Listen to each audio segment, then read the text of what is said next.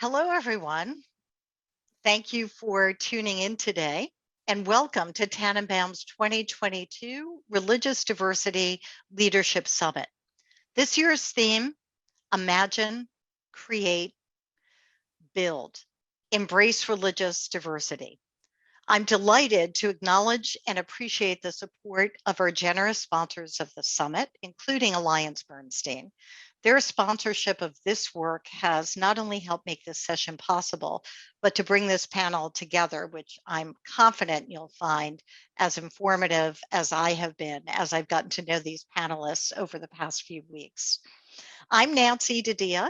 I'm the Chief Diversity and Inclusion and Equity Officer for Boehringer-Ingelheim in the United States, and I proudly sit on the Tanenbaum Advisory Board and have been a member of that board for several years. So I'm thrilled to be here, and I'm especially excited to talk about this topic and how it relates to some of the challenges I've been facing in my role over the past 15 years around whether or not to start an interfaith or religious group. And we've had lots of requests for Christian related groups, and I've been hesitant to start one group only. So I can't wait to learn from our esteemed panelists, whom you'll get to know very shortly, on what they've learned along the way and what we can garner from their experiences.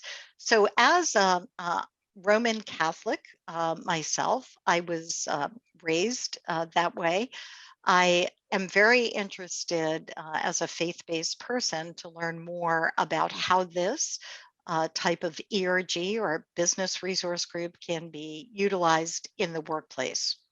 So without further ado, let's get down to the real content and core of today's panel. And I'm delighted to introduce you to our panelists one by one. And here we'll be able to explore what they've garnered from the resource groups that they've either created, lead, or participate in. So I'm going to invite each of the panelists to introduce themselves. And if you'd be kind enough to just tell us your company and your role at the company, and of course your name.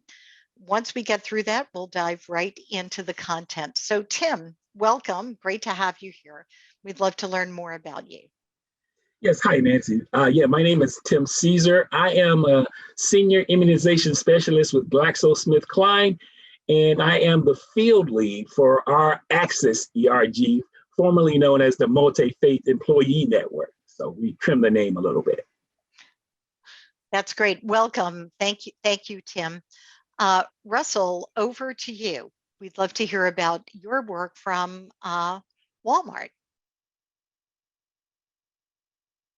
Thanks, Nancy. Hello, everyone. I am Russell Shaffer. I am Senior Director of Global Culture, Diversity, Equity, and Inclusion at Walmart. It's a real delight to be on this panel today with Nancy and my esteemed panelists, and a big thanks to Cameron and Nina and Mark and the entire team at Tanenbaum for bringing together this really important conversation around interfaith resource groups. Looking forward to sharing some of what we learned at Walmart to date and learning from my fellow panelists as well.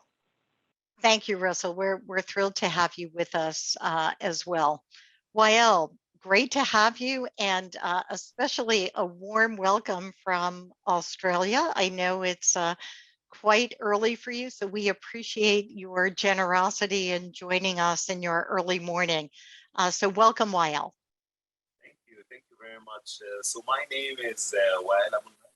I am the global co-lead for the Interfaith organization, which is our Interfaith EBRG, our Employee Business Resource Group within Merck & Co. And I'm really delighted and happy to be here on this panel, speaking from Australia.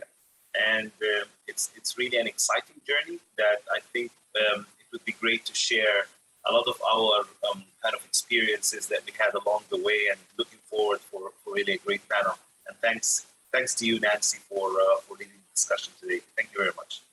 Wael, you stay right there. I think I'm going to start with you, and then I'll move over to Tim, and then we'll go to Russell. But I'm especially interested, you're also in healthcare.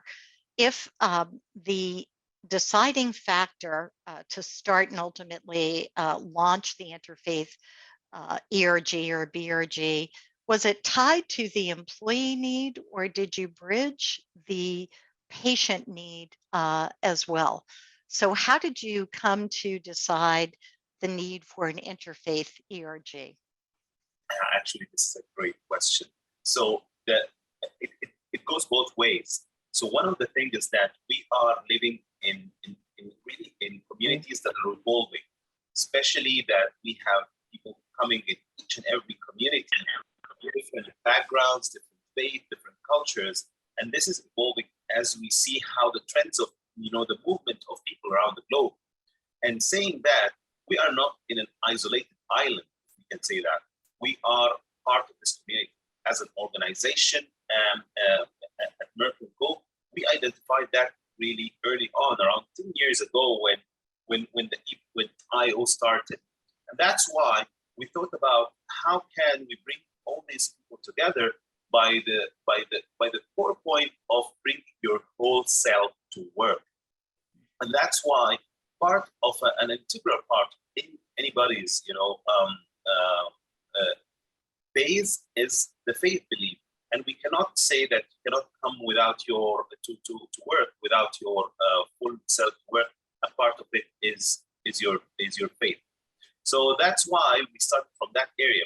On the other hand, the evolving need of our patients related to their spiritual or faith needs is something that we are thinking around along the way.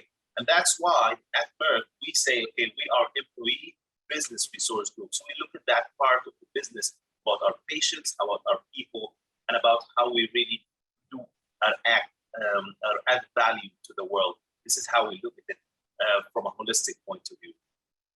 Very, very useful factors that went into your decision, Wael, and bridging the authenticity of bringing your whole self to work, but the importance of that for patients and their care as well. So very much appreciated. Tim, what were the driving factors for you at GSK, and as a scientist doing this type of work, what led to starting and ultimately launching the Interfaith BRG or ERG? Yes, so similar to Wael, one of the big things is us being able to identify with not only our external but internal customers, if you would, or our colleagues. So by having this ERG or belonging to this ERG, now I'm the field representative, so we actually have other representatives that are in-house in Research Triangle Park, Upper Providence, Philadelphia, so GSK all over. So it's one of those things where we have something we can identify with. And thus the rationale behind the name of our ERG, Axis, because we feel that faith is the center of it all, regardless of what your actual religious aspect is. But the faith that you have faith is something is the center of how we breathe, how we communicate, how we live our lives, if you would.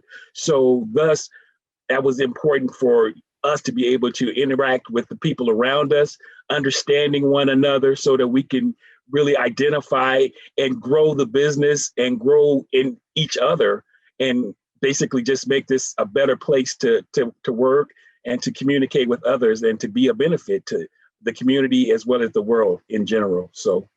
Wow, that's brilliant, Tim, because not only did I hear the access component, but the connection from being field-based to the home office or the corporate office and bringing you into a unified approach and sharing that authenticity. Terrific, thank you.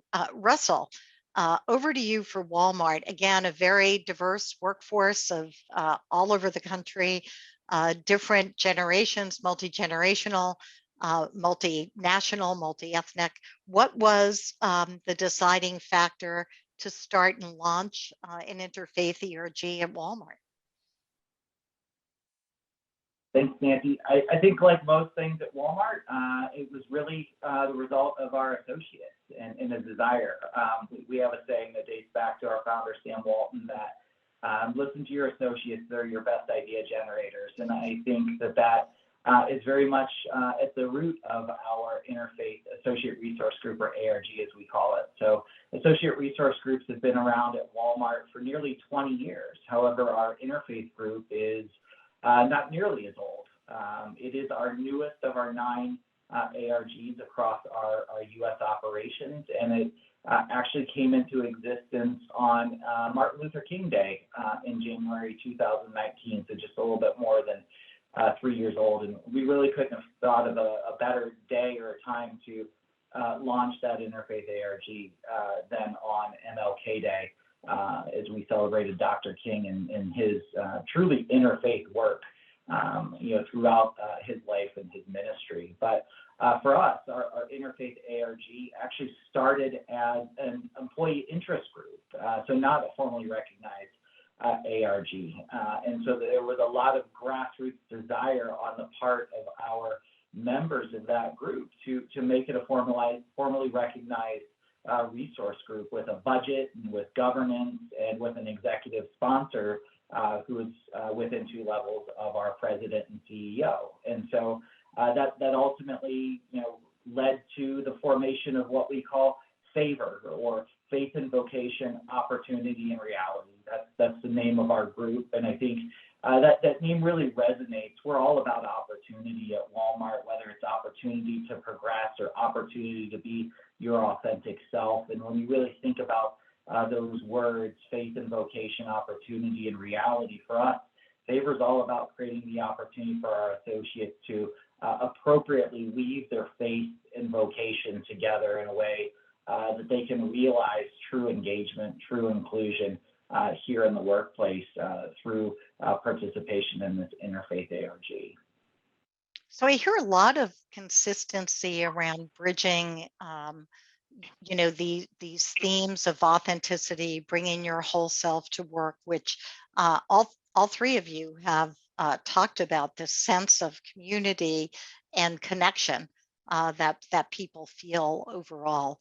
Wael, I'd like to know a little bit more about the programming. What are the types of things or efforts these ERGs discuss or bring forward or share? And how would you define success? How do you know these groups are having impact?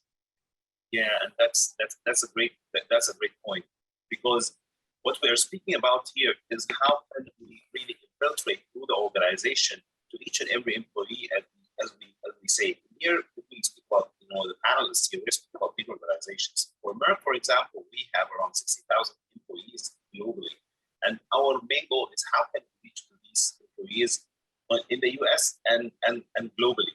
And one of the things that really is fundamental here is how can we reach to our to the different sites that we have within the organization, whether it is kind of manufacturing, our labs, our sales force, and so on. And one of the integral part is how can we build what's called the chapters, and having these chapter leads within that are really embedded within the organization to support that. And these chapter leads kind of they understand our overarching kind of strategy and that we have in place, and they kind of customize it and accommodate it to the needs of the people and of the employees within that chapter and the communities that they live in, and how that they can really support the different business units that they are interacting with. So that's kind of the thought that we have in place. When you have a strategy that could be really really big, we can say so, working with different 2 or 3 kind of big items, but the core here is how can we reach to the people on the ground, to our chapter leads who are really doing that customization for what we are doing on the ground. From an activity point of view, one of the important points as a kind of basic, and that goes along the way, is religious understanding. So we understand how, about different religions, how our colleagues celebrate, what does it mean to them, how it is kind of important, and how we really look into the communities other than ourselves. Why is that? Because we are, as I said, we're in diverse teams. We have people managers who right now are managing people coming from different, spiritual or religious background. They really need to understand that, and they really need to understand, even the generations that are coming to the workforce. So this is really important.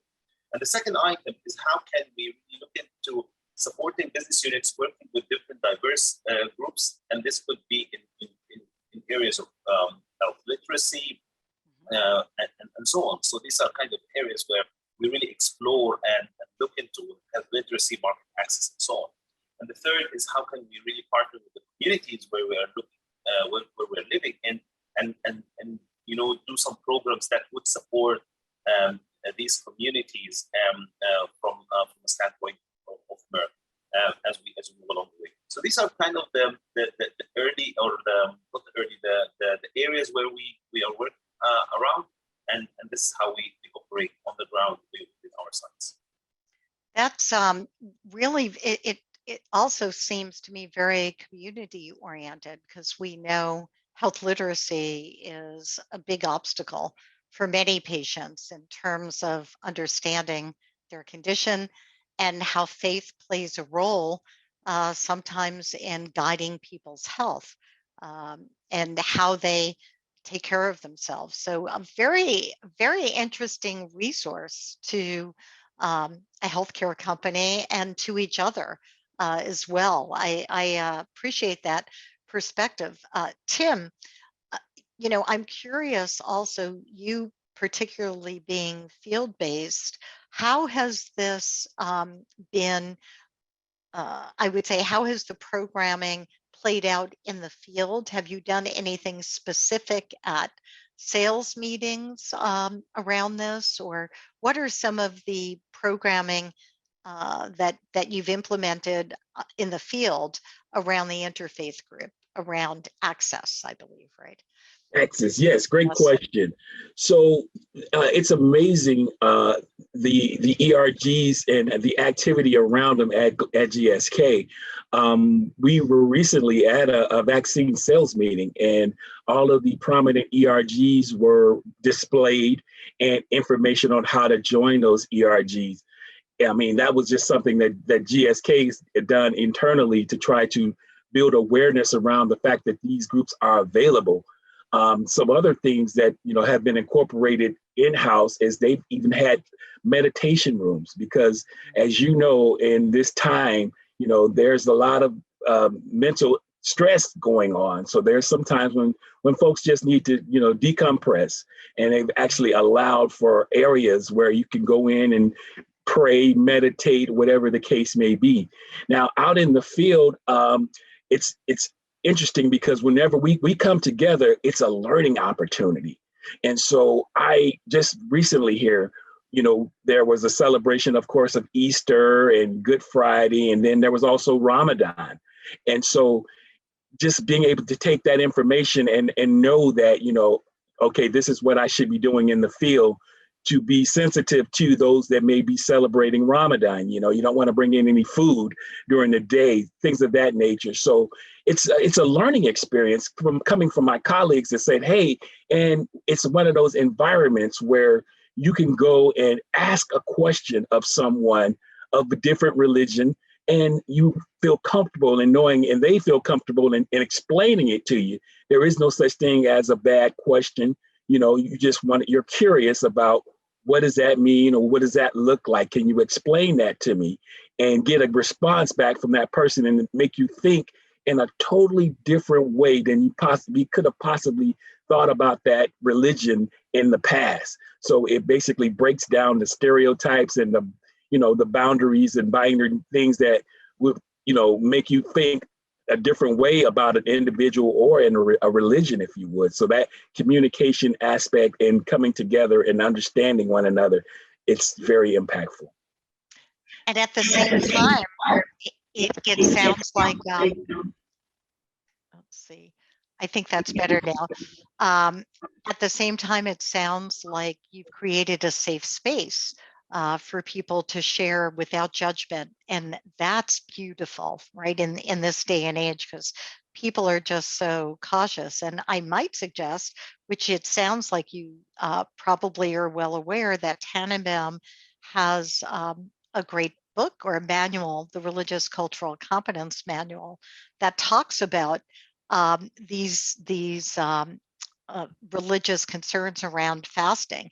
And we know how much of an impact that has, Ramadan specifically, or even Passover, where there is fasting, or other faiths where people fast, and the impact that has on cardiovascular metabolic systems, right? So not to bring food into offices, but for doctors to realize those things. So again, a shameless plug for my beloved Tanenbaum Religious Cultural Manual. It is on our website, so feel free to go out there and have a look at that. Russell, what advice do you have for managing religious diversity within your ERG? And of course, please feel free to share some of the programming. You were alluding to that in the earlier question around Walmart. So do me a favor. Isn't that the name of your BRG? Yeah, thanks, Nancy. So, I think I would imagine for someone such as yourself who works in the diversity, equity, and inclusion space like me, I think when we talk about DEI, so often the conversations were focused on the diversity piece and the difference.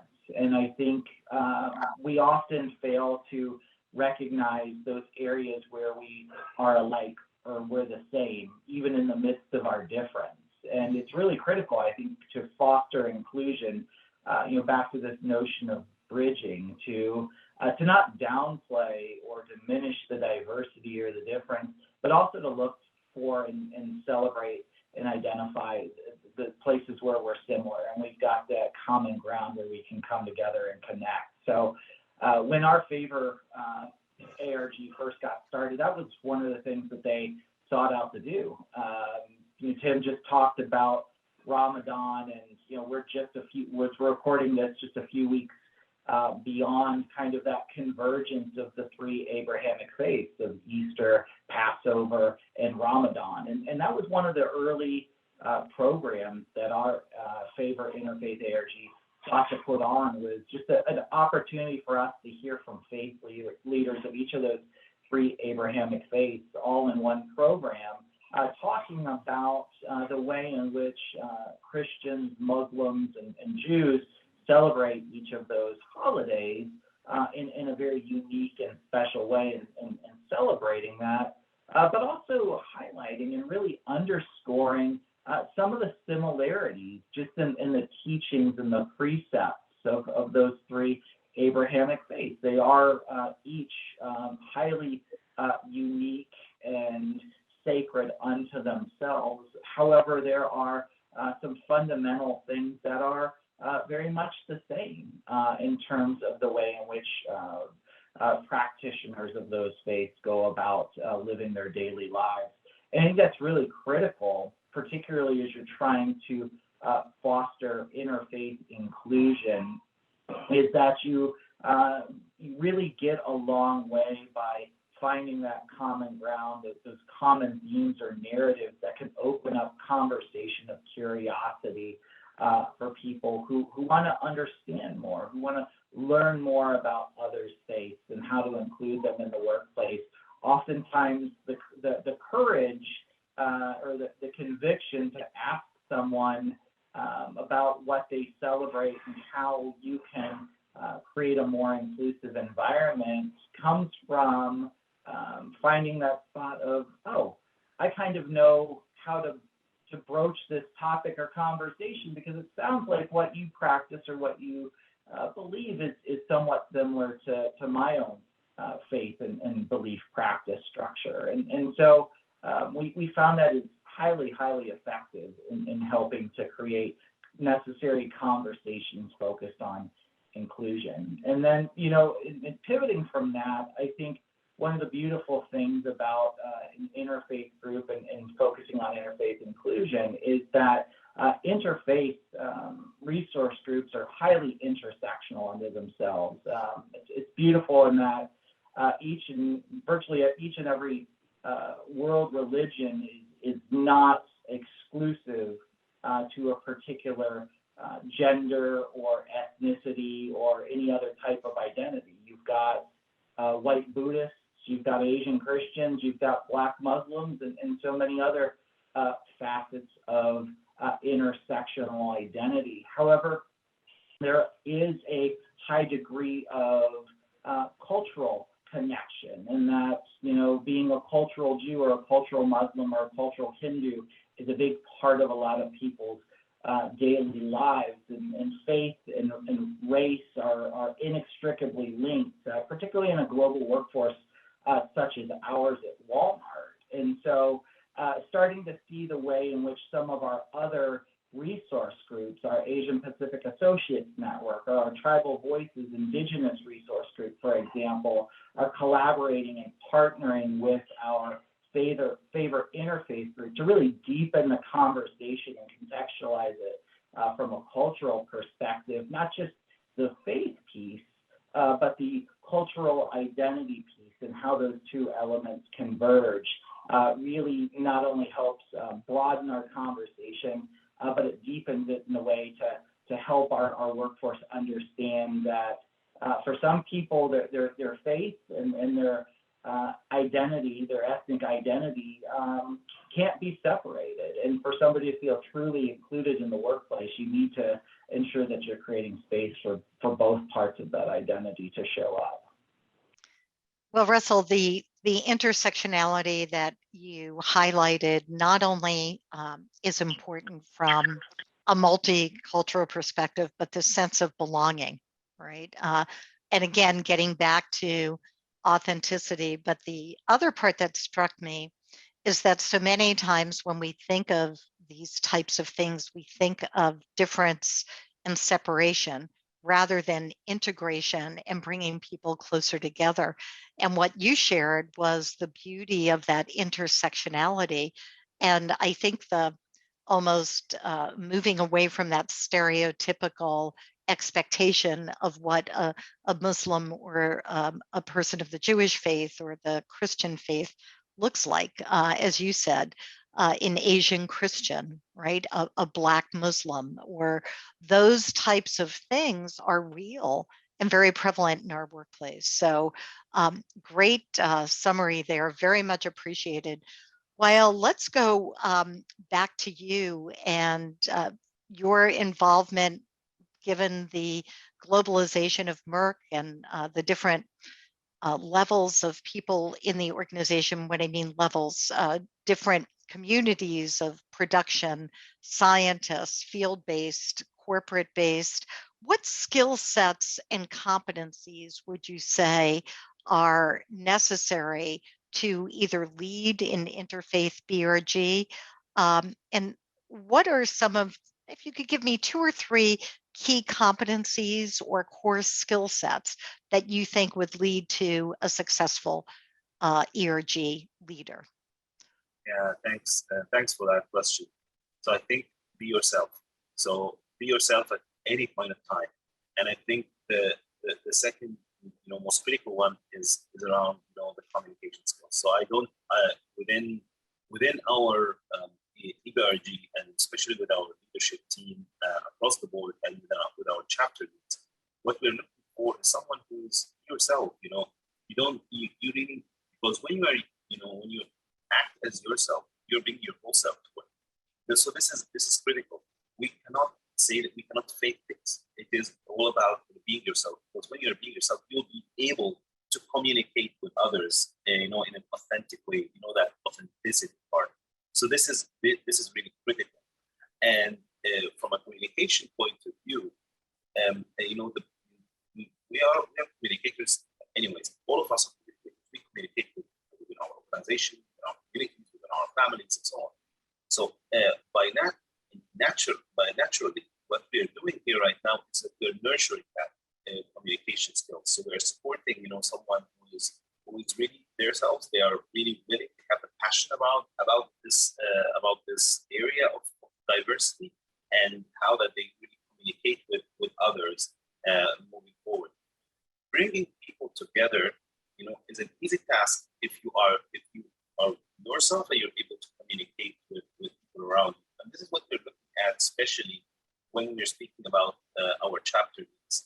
And so, being yourself, having passion, communication, these are the only things that we're looking at.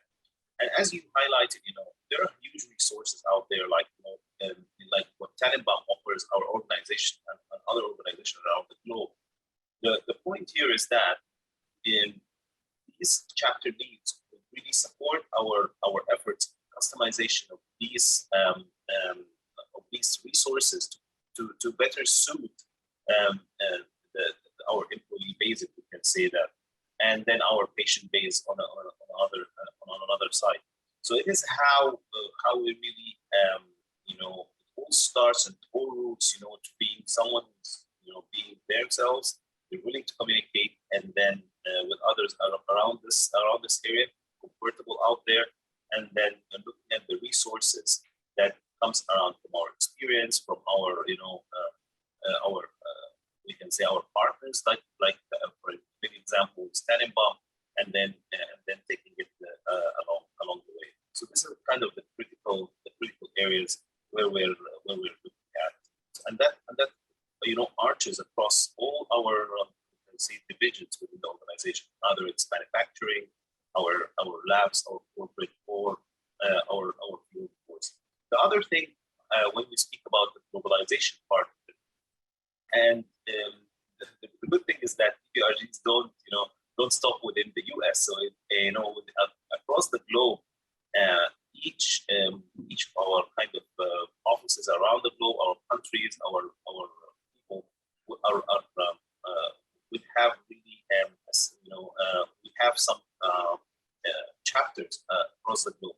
The only part is that the needs of each chapter in countries ex-US are different. So that's something that we, from a global level, we work on really to support that chapter to start in the way that better suits their needs and the timelines that they can work around that. So it's really part of we can say, and this is how we do it, is that we look at the person and then we look at the whole kind of story around the chapter and how we can support that. There's one piece that you mentioned in there very briefly, which I'm probably going to expand on more broadly, which is passion, right? And a lot of times people think that if you have passion, that's all you need to run the group.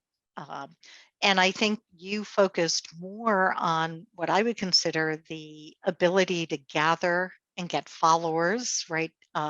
To bring people together, to be yourself, be authentic, but also recognizing in global firms that it's not one size fits all.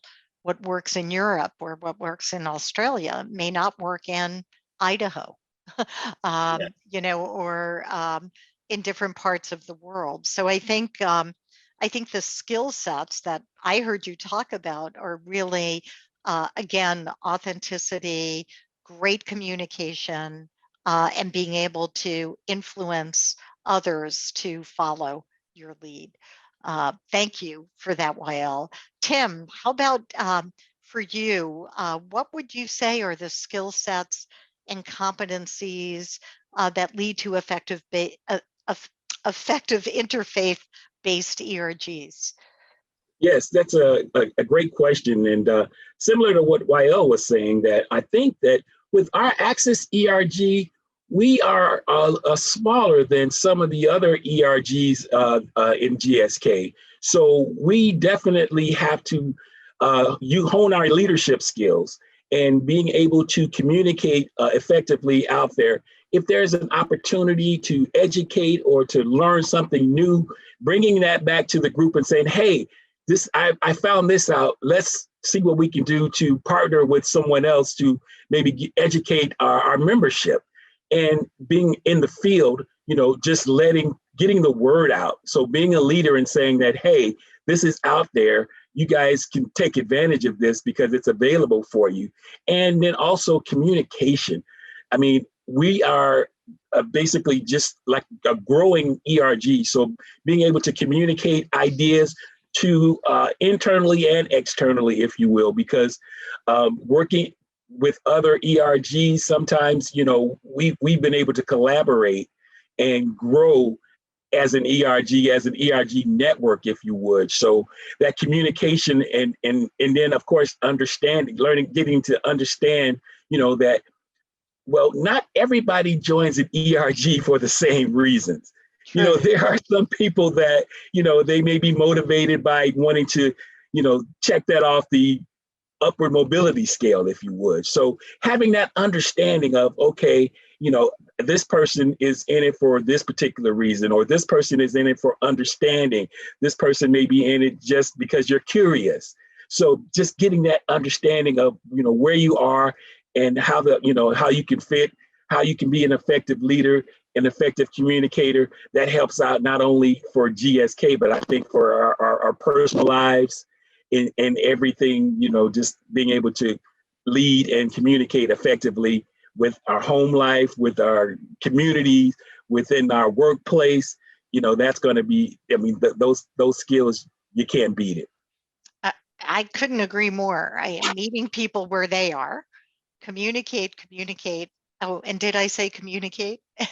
And being a multiplier, right? Being able to multiply that message across the board. Wael, please come back, join us. Yeah, sorry, and thanks, Tim, for that perspective. And is, you know, one of the areas where we just want to make sure to highlight is that ERGs are a safe haven for people who really are sometimes struggling when it comes to religious diversity. And we have examples of employees who are kind of aggravated by what's happening in the outside world, you know, and they really are seeking understanding, and, you know, seeking support during difficult times, especially when some of the, you know, hardships when it comes to, you know, religious diversity incidents that take place outside, you know, our organization. We support them. We give them that understanding. We build that shield around them. Really support them along the way. We cannot detach people from, you know, from their lives, from what they hear, from what they see, from what they experience. And this is, I think, is integral, and it overarches not only within our interfaith organization EBRG, but it also arches over all the other EBRGs. And we understand that there are challenges that other groups within, you know, within our communities, within our organization, that really kind of struggle. And we are really here to support them as well from that area, or that angle of diversity. Thank you. No, thank you for that very important reminder about holding space and grace for people to have that safe haven to express, communicate now more than ever. 2.5 years ago, it wasn't as sensitized as it is now, but I think this is the path forward. We need to have these safe havens. So thank you for that important reminder, Wael. Russell, from your vantage point, what skill sets and competencies do you see to help effective faith-based ERGs that are needed to drive the message? Yeah, I think you know, Tim and Wael hit some really good ones. Influence and communicate, collaboration, that ability to network and grow your member base is really, really critical. I'll put another one out there. I think to be effective as an interfaith ERG leader, you need to be cognizant of your own biases. I think in the broader world of employee resource groups, I think the interfaith space is one that's perhaps a much broader spectrum than almost any other, you know, maybe disability, LGBTQ. There's a lot of different identities that somebody can show up with in that space. But if you're a member of an interfaith resource group, chances are you've got your own faith, you know, Christian, Muslim, Jew, whatever the case may be, which comes with your own set of experiences things that you've been exposed to, whether it's a temple or mass or just in the literature and media that you consume relative to faith, which is your experience, but it is not everyone's experience. It might not even necessarily be the experience or perspective of individuals who share your faith. So I think that ability to recognize your own bias, to check that at the door, to not be so quick to assume that the way in which you believe or you practice is the same of everybody from your faith, but certainly that you don't kind of create a broad brush stroke of thinking that how I show up or how people of my faith show up is how we should think about the standard operating procedure of this interfaith resource group, because lots of people have lots of different perspectives. And I think what goes hand in hand with that then is another competency is curiosity, and just that curiosity to learn, that really earnest and pure desire to know somebody else's experience and their truth and where they're coming from, and to create that safe space for them to be able to share that and articulate that, for you to be able to learn from it, to not necessarily feel as though you have to be compelled to change your own beliefs, but rather that you create space for other beliefs and perspectives to be heard and valued, and to be given the opportunity to kind of take shape, particularly if as a leader of an interfaith group, you happen to be a part of the dominant faith group of that particular geography or community. It's really, really critical to be able to do that. And then I think that goes into the last competency that I think is really, really crucial, is just judgment and discernment. And I think Wael talked about passion, which is so important. And I think we're all passionate about our own faiths, obviously. But I think the thing we need to remember is when we're talking about interfaith employee resource groups, we're not talking about your faith community, talking about interfaith at work, and what's appropriate in synagogue or temple or mass on the weekend isn't necessarily appropriate in the workplace, and that making sure that what we do and what we say and how we lead doesn't unintentionally create a discriminatory environment, or one where somebody feels harassed, or that proselytization is taking place. All things that we know are outside the scope of appropriate and acceptable in the workplace, but can be a pitfall, perhaps, of someone who, in their zeal to lead, kind of forgets where the line is in the workplace from an interfaith perspective. So I think that judgment and discernment is really, really critical if you truly want to bring an interfaith collection of individuals and employees together where they all feel comfortable and safe. You've got to figure out what that line is on proselytization and harassment, and not cross it. Really great points, Russell, overall, especially around judgment and discernment, which at times, when you think about these ERGs or BRGs, they're typically volunteers, right? A group of people that give up their time, but very passionate about the topic or about faith in general. Wael, and I have maybe one or two more questions before we wrap up. So I want you all to think about this question I'm going to pose to Wael as well. Given that these are volunteer-based groups, how do you avoid the majority representation? In other words, it's interfaith, and the group will say, hey, it's open to everybody, but we just happen to be all Christians right now. So how do you avoid that majority representation? Do we say, well, you can't join because we have too many Christians now? I'm making that up, but the reality is, how do you keep it balanced? Yeah, and I think I will start from where Russell ended, around the passion around interfaith. So it's not around a certain kind of religious group, which could be there in some organization, and that's why we are seeing, coming from our mission statement, that it is something that people coming from different spiritual backgrounds. And I think one of the things that we start with all our leaders and our chapter leads is how can we really deliver that messaging around different faiths, and eventually how would that support our employee base at the end of the day. So that's really fundamental, is that how can we really convey that message from a leadership perspective and to look into that balance. So from our perspective at Interfaith organization within Merck, we don't look into the people where they're coming from or their backgrounds, but what they deliver. So this is what we're looking at. So we look into how would they deliver for example, last April was our Interfaith Spotlight Month, and especially due to the different events that Russell highlighted earlier. And we made sure that we deliver some of the activities related to these events along the month. And that's something that we kind of try to be kind of balanced.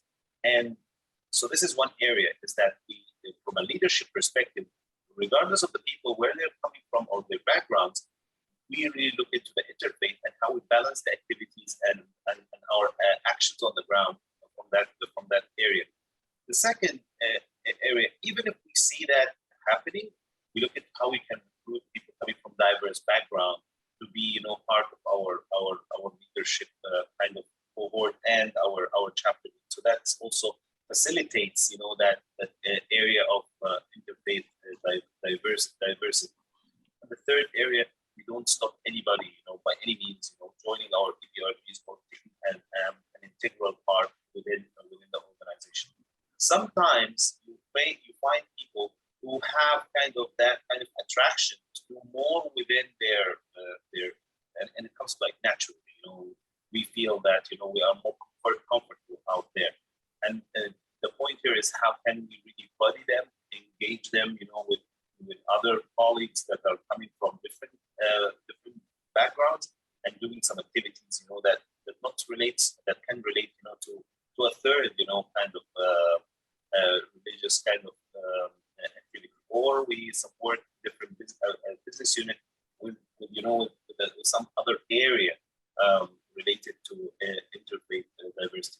So it's really about the passion around interfaith more than just looking into my own faith or my background or what I'm doing. So the three takeaways I got there was the importance of balance in general, the diversity of the backgrounds of the members in terms of the mix and combination, and that the re-emphasis or the reminder that these are open to all, and that diversity comes into play. Tim, how about for you? How did your interfaith model avoid majority representation? Yes, well, a couple of things that stand out when I think about us being able to work and bring in diversity. And the first one is resources and utilization of things like Tanenbaum, that has information out there that we can use to say, I didn't realize that, an atheist is a part of our group. And it's like, I never would have thought that. But yeah, by getting that information and looking at resources and understanding what's out there, we can reach out and effectively gravitate towards a more diverse group, if you would. Then also, as far as collaboration. So what we've done is we've collaborated with our LGBTQ group. We've collaborated with the Women's Leadership Group. We've done workshops with our Asian community, our Latino community, as well as, like I said, there was a panel with an atheist and a Jewish person that we've all done symposiums with. That way, when people see that, hey, they are really diverse and they're really about, the business of having a diverse group that's able to communicate and collaborate with one another, hey, that's something that I may want to take a look at. And then the other thing is relevancy. We have to be aware of what's going on around us. I mean, we've been in a pandemic, and so, what's going on? What are you seeing? How can, the Axis ERG be effective? And one of the things that we've done at GSK is also last year, and we're going to do it again this year, is a Juneteenth symposium, whereby we're working with Tanenbaum as well as the African American ERG to bring about the intersectionality of race and religion, and how things come together and play out.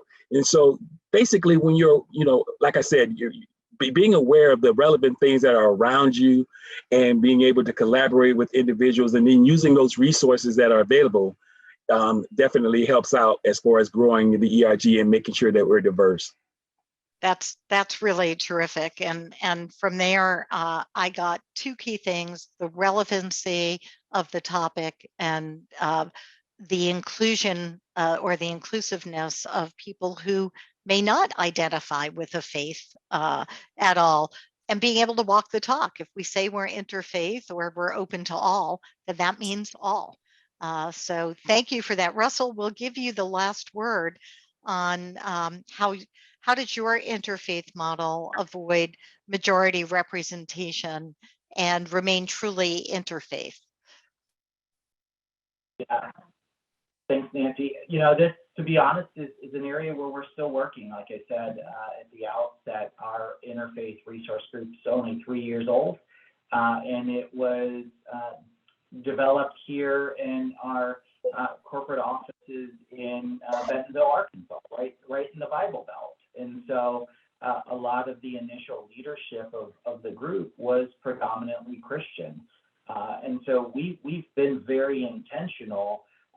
All of our resource groups are administered out of our Culture, Diversity, Equity, and Inclusion office. And so we've been very intentional in identifying leaders from other faiths to begin to plug in and develop in that group. And vice chair roles or functional roles is communications leads or event leads to start to broaden and diversify the leadership of that group in an intentional way, so that eventually over time the leadership, the chair, and other leaders are really more reflective of an interfaith, truly diverse group than one that just looks like the majority.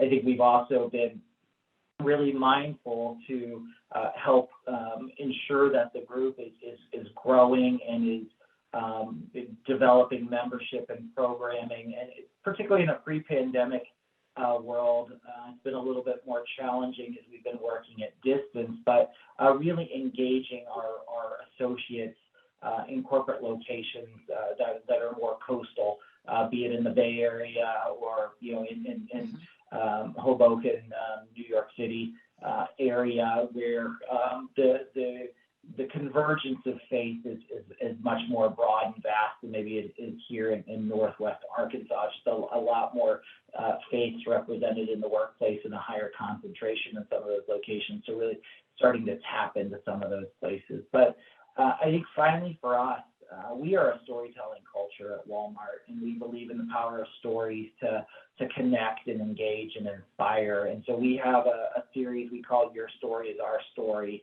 that really cuts across all of our different resource groups and different iterations of that: my heritage, my disability, and in this instance, my faith. And so we really sought to identify associates of faith, Muslim and Jewish and Hindu, as well as Christian in the majority, but to really ensure that we had a broad swath of associates telling their interfaith at work story, sharing those videos across the enterprise. And it does two things. A, it gives folks who are maybe kind of looking and see, is this a place where I belong? Does this interfaith group really represent me? You start to see associates who look like you and have a story similar to you that you can reach out to and network and connect with. But you also start to truly see that representation matters. and when you give a voice across the board and a platform to everyone, even those who might be on the margins, from a majority-minority perspective, you truly start to see that composition start to shift, because others start to come forward because they see that this is a welcome and safe place where their voice matters too. That's great, Russell. Thank you. We are at time. I definitely am so grateful for the thoughtful remarks, insights that you provided to all of us today, very much in line with our theme of Imagine, Create, and Build around embracing religious diversity. You all are doing such important work. And I really admire the progress you've made. And I realize it's not the end of the line, that the work continues and it needs nurturing and care. So thank you for what you do in your communities and for what you do in your companies and what you do for each other in your families and communities that you serve as well. I don't know about you, but I'm looking forward to the rest of the Tanenbaum Summit, especially to hear the fireside chat that's hosted by Reverend Mark Fowler, my dear friend. So I hope you'll join us for that. But thank you for your time today. And we hope to see you at the fireside chat. Thank you, Nancy. Thank you all.